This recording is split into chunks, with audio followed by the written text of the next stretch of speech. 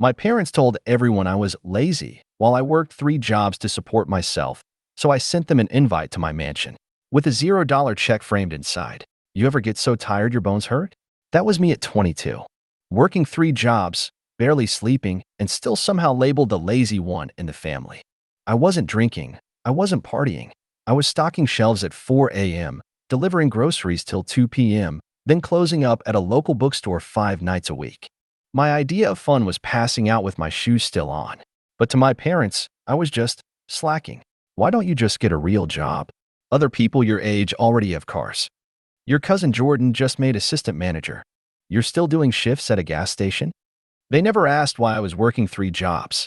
Never asked how my rent got paid or if I was eating enough. They just saw the surface, me missing family dinners, saying no to cousin trips to Cancun, avoiding phone calls because I was too mentally drained to listen to my mother compare me to everyone else's kid. Lazy. That's the word they loved. And they spread it like gospel. It started subtly, my mom sighing at the Thanksgiving table when someone asked about me, saying, he's still figuring it out. Not the most motivated, but he's trying. Then it got worse. I found out my parents were telling extended family that I was going through a phase and unwilling to make something of myself. My uncle pulled me aside at a wedding and said, you gotta stop being so entitled. The world doesn't owe you comfort. Comfort? I hadn't had hot water for 2 straight weeks. That moment broke me in a way I didn't even realize until months later. My cousin tricked our grandpa into leaving me out of the will. Skipped weddings, birthdays, everything. I couldn't stomach sitting next to people who looked at me like I was the family's cautionary tale. I stopped answering the family group chat. They kept tagging me in job posts for easy admin roles or videos about discipline and accountability. At one point, someone shared a YouTube link titled Why Millennials Are Broke and Lazy, and my aunt commented, sounds familiar. I wish I were exaggerating, but the truth is, I let it happen. I let them run the narrative because I didn't have the strength to rewrite it. Until I did. It didn't come from spite, not at first. It came from desperation. I was tired of scraping by. I started freelancing late at night, teaching myself design and branding through YouTube videos and half-broken PDFs I found online. At first, it was trash. I mean, actual trash. But I kept going. And for once, I didn't tell anyone. It became my private rebellion. I'd get off my shift, crash for 2 hours, then drag myself to my ancient laptop and work until sunrise. I built logos, Instagram templates, pitch decks, anything that paid. I designed a brand kit for a friend of a friend's skincare startup and got paid $40, and it felt like winning the lottery. Eventually, the $40 turned into $400, then $800. It took about 1.5 years before I could quit one job. The bookstore went first, then the delivery gig. By 25, I was only working 1 job and freelancing full-time. By 26, I'd registered my own LLC, hired 2 contractors, rebranded a mid-sized clothing line, and negotiated a $12,000 contract. Then a tech startup, then a celebrity stylist's personal site. No loans, no investor, no one to hold my hand. Just me, YouTube, and a chip on my shoulder the size of a continent. And through it all, I didn't say a word to my family. They still thought I was struggling. At one point, my cousin texted me, "Yo, your mom said you might move back home 'cause things aren't working out. You good?" I laughed so hard I nearly dropped my iPad. That same week, I put down the deposit for a 5-bedroom house in a quiet neighborhood with actual trees and a porch swing. I furnished it with the kind of furniture I used to screenshot on Pinterest, thinking it was out of reach forever. No cosign, no help, just hustle. And then I got petty, because sometimes healing comes in the form of poetic revenge. I planned a housewarming party.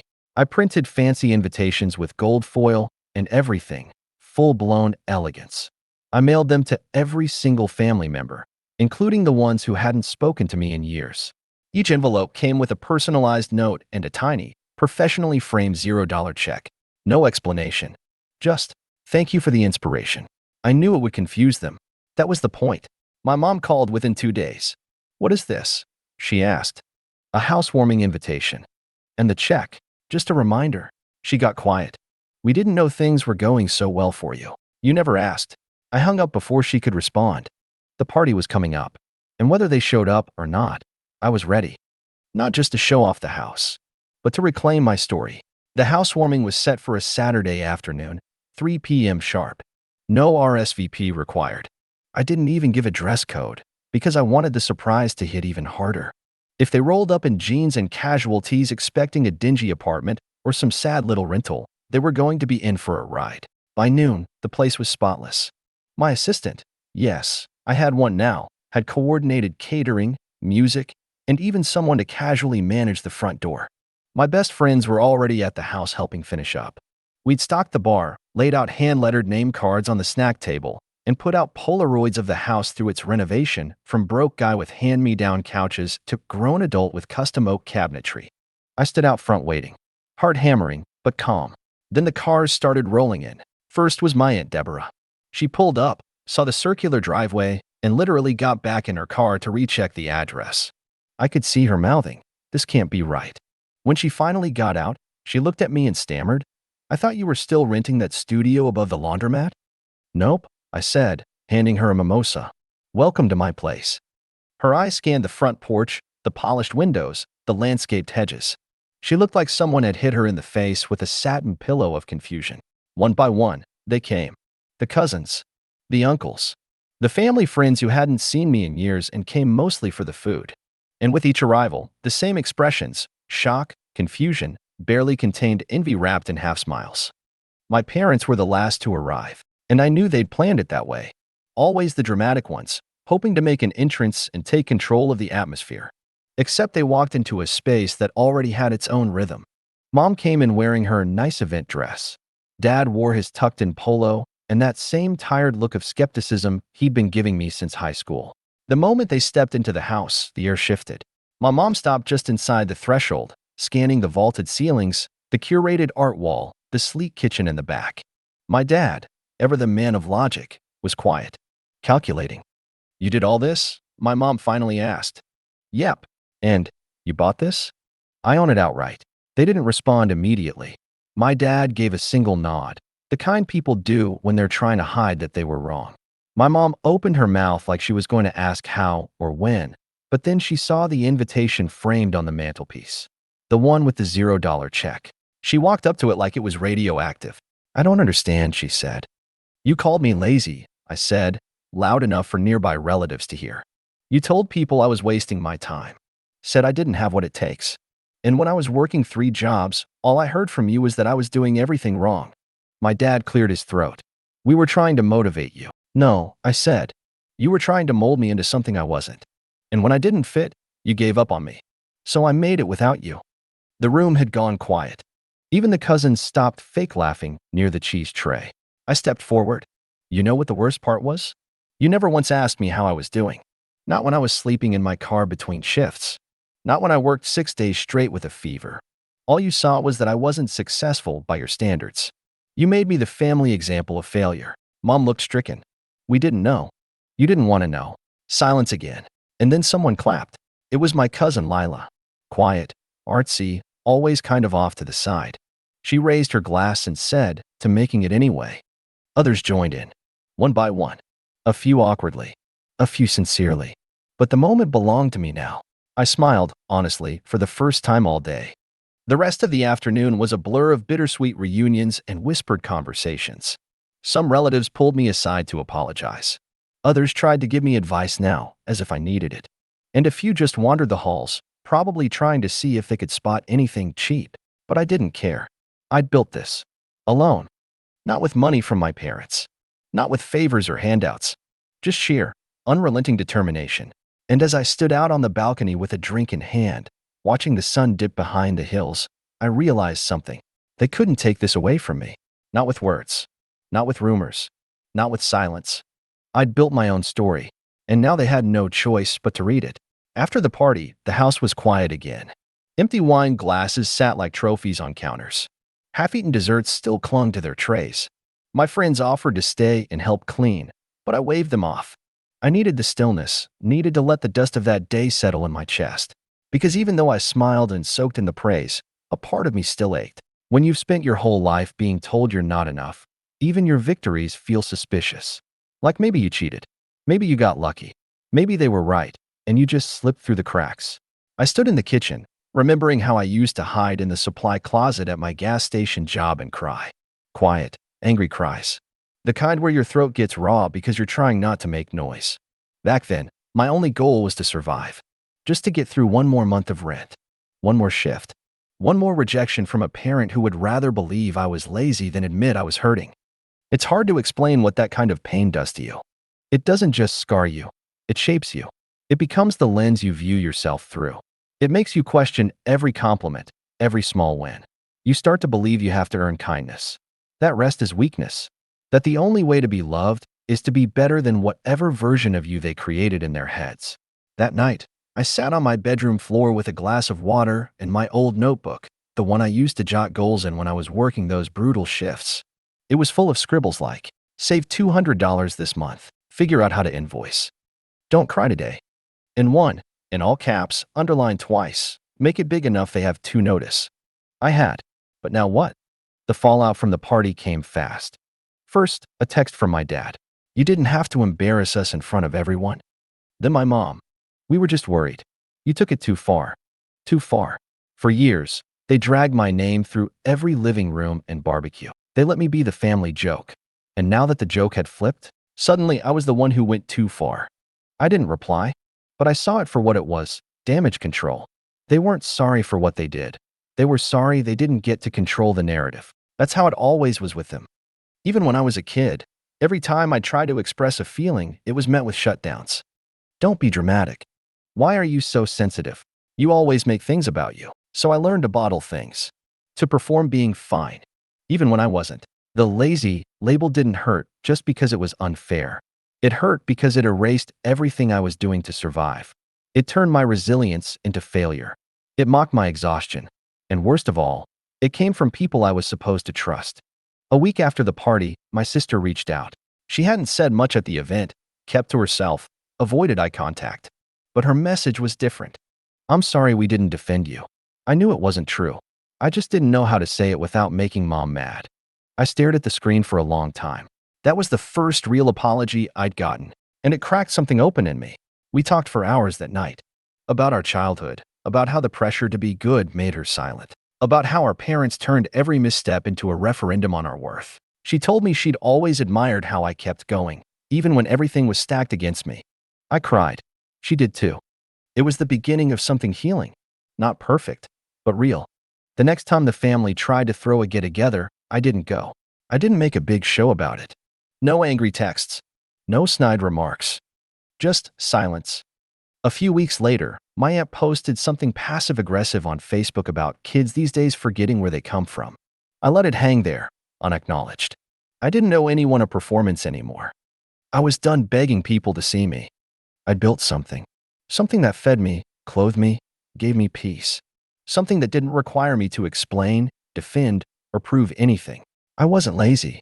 I was tired, and I kept going anyway. That's not failure. That's resilience. And if they couldn't see it, that was on them. A month later, I got a package in the mail. No return address. Inside was a framed photo from the housewarming party. It was me on the front steps, laughing with my friends, drink in hand. Pure joy. Candid. Free. On the back, someone had scribbled, "Average kids don't build castles." No idea who sent it. Maybe a cousin. Maybe my sister. But it stayed on my wall. Because for the first time in my life, I didn't just survive their doubts. I built something in spite of them, and I was just getting started. Success doesn't come with a manual for how to deal with the ghosts you left behind. The further I got from those nights crying in silence, the more complicated everything became. You'd think making it, buying the house, building the company, getting the respect, would erase all the pain. But it doesn't. Sometimes, it just gives you a clearer view of how deep the scars go. I kept working, growing the business, hiring people I believed in. I made it a rule. No one gets treated like I was. No interns fetching coffee unless they volunteer. No late-night shame emails. No pretending burnout was a badge of honor. I wanted to build something different. Something better. But success didn't make me invincible. I still had days where I'd hear my dad's voice in my head when I hesitated to take a risk. "You're not built for this." Or worse, my mom's voice when I was proud of myself. Let's see how long that lasts. I'd shake it off, remind myself those voices were wrong. But damn if they didn't still echo sometimes. Trauma isn't always loud. Sometimes, it's the quiet hum in the background of every decision you make. 3 months after the housewarming, my dad showed up, uninvited. I was outside watering the lawn. Yes, I did that myself. It helped me feel grounded when his old truck pulled into the driveway. He got out slowly, stiff like always. Didn't say anything at first. Just looked at the house like he was seeing it for the first time. "You got the lawn looking good," he said eventually. "Thanks," I replied, not offering more. He shoved his hands in his pockets. "You know, I didn't mean to do all that. The way things played out." I didn't answer right away. "Because what do you say to that?" "You told everyone I was lazy," I said, finally. "For years. You let them think I was nothing. I thought tough love would push you." "It didn't push me. It buried me." He looked at the grass, then at the sky, then back at me. I didn't know what else to do. And I believed him. That's the sad part. I believed that he really didn't know any better. That he thought dismissing me, mocking me, would somehow light a fire in me. And in some twisted way it did. But it also lit a fuse I couldn't always control. "Dad," I said, "I'm not angry anymore. But I'm not going to pretend like it didn't hurt." He nodded slowly. "Your mom, she's having a harder time with all this. She ever say sorry?" He didn't respond. And there it was. That was the difference. I didn't need a banner or a parade. I just wanted someone to own it. But my parents were from that generation that believed parenting was above reproach. That anything they did was for our own good. And if we struggled, it was because we weren't strong enough. He cleared his throat. "You did good, though. Can't deny that. Thanks. I shouldn't have doubted you." I looked at him for a long time, then said, "You didn't just doubt me. You convinced everyone else to doubt me, too." He gave me one of those short, sharp nods, like a soldier taking a hit, then turned, walked back to his truck, and drove off. I watched him go, unsure if I felt lighter or just hollow. Later that week, I mailed my mom something. Not a gift, not a letter, just a copy of one of my invoices from a recent consulting deal. Clean, simple, with a sticky note attached that read, "This is what lazy looks like." No signature, no explanation, just the truth, printed in black and white. She never responded, but I know she saw it, because a week later, my sister called, said our mom had gone quiet for a few days, then tried to bring up my house in conversation but couldn't get through it without getting choked up. "I think she's starting to get it," my sister said. "Maybe," I said, "but it's not about her getting it anymore." That's what I'd realized. I wasn't doing this for them. I wasn't building my life to prove anything. Not anymore. It started that way, out of spite, out of hurt, out of a desperate, burning need to be seen. But it couldn't end that way. I needed to be more than my pain, more than their doubt. I had to start living for me. One night, I went through some old boxes I hadn't touched in years.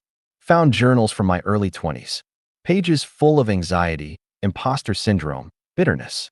I barely recognized the person who wrote them, but I didn't throw them away. Because that person, scared, broke, exhausted, was the one who built this life. One day at a time. Every shift, every tear, every moment I didn't quit, even when I wanted to. That was the real victory.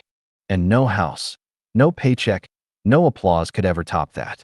I stood in the hallway, reading those pages, and whispered out loud, "I'm proud of you," because no one else had said it when I needed to hear it most. So now, I said it to myself. I once read that the best revenge isn't payback, it's peace. And I used to roll my eyes at that. Peace. When your entire character's been dragged.